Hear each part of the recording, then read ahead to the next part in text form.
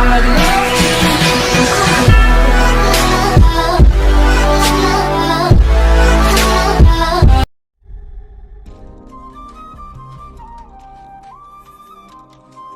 Friends, welcome to Madras kitchen. இன்றைக்கி நம்ம சேனலில் உருளைக்கிழங்கு சிப்ஸ், கிட்ஸோட ஃபேவரட்டான பொட்டேட்டோ சிப்ஸ் எப்படி பண்ணுறதுன்னு பார்க்கலாம். அதுக்கு நான் ஒரு 3 உருளைக்கிழங்கு இந்த மாதிரி தோல் சீவி எடுத்து வச்சுருக்கிறேன். ஒரு பவுலில் தண்ணி எடுத்துக்கோங்க. இப்போ நம்ம எடுத்து வச்சுருக்கிற பொட்டேட்டோவை சீவி இந்த தண்ணியில் போட்டலாம். நம்ம டைரெக்டாகவும் பொரிக்கலாம், பட் இது கொஞ்சம் ஸ்டார்ச் எல்லாம் போகிறதுக்காக ஒரு பவுலில் தண்ணி வச்சு அதில் ஃபஸ்ட்டு நம்ம இந்த பொட்டேட்டோவை சீவி போட்டுக்கலாம். ஸ்லைசரில் ரொம்ப சின்னது எடுத்துக்கோங்க, அப்போ நல்ல மெலிசாக வரும். இப்போ நம்ம இந்த பொட்டேட்டோஸ் எல்லாம் இதில் சீவி நம்ம போட போகிறோம். இந்த மாதிரி எல்லா பொட்டேட்டோவுமே சீவி எடுத்துக்கலாம். அவ்வளோதான், நம்ம பொட்டேட்டோலாம் சீவி எடுத்தாச்சு. இப்போ ஒரு 1 மினிட்க்கு இப்போ இந்த உருளைக்கிழங்கெல்லாம் கொஞ்சம் லைட்டாக தொடச்சி எடுத்துக்கலாம், அந்த ஈரப்பதம் போகிறதுக்காக. சால்ட் நம்ம லாஸ்ட்டாக கூட ஆட்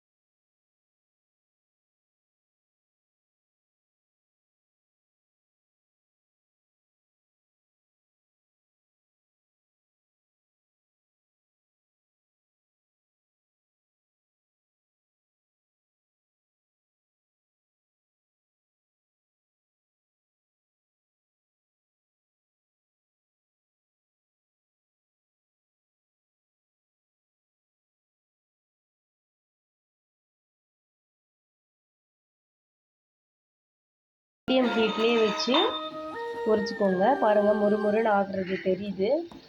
ஃபாஸ்ட்டாக வச்சிங்கன்னா சீக்கிரத்தில் கலர் சேஞ்ச் ஆகிடும். ஸோ கொஞ்சம் மீடியமான ஃப்ளேம்லேயே வச்சு இந்த பபுள்ஸ் எல்லாம் ஃபுல்லாக அடங்குற வரைக்கும், மொறுமொறுன்னு வர வரைக்கும் நம்ம பொரிக்கலாம். ஓரளவுக்கு ரெடி ஆகிடுச்சு. இப்போ நம்ம சால்ட்டு ஆட் பண்ணி வச்சுருக்கிற வாட்டரை இதில் ஒரு ஸ்பூன் போடலாம். நம்ம பொட்டேட்டோ சிப்ஸு மொறுமொறுன்னு சூப்பராக ரெடி ஆகிடுச்சு.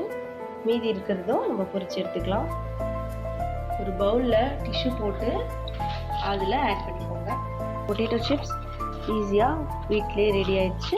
பாருங்கள், அவனை உடச்சி காட்டுறேன்.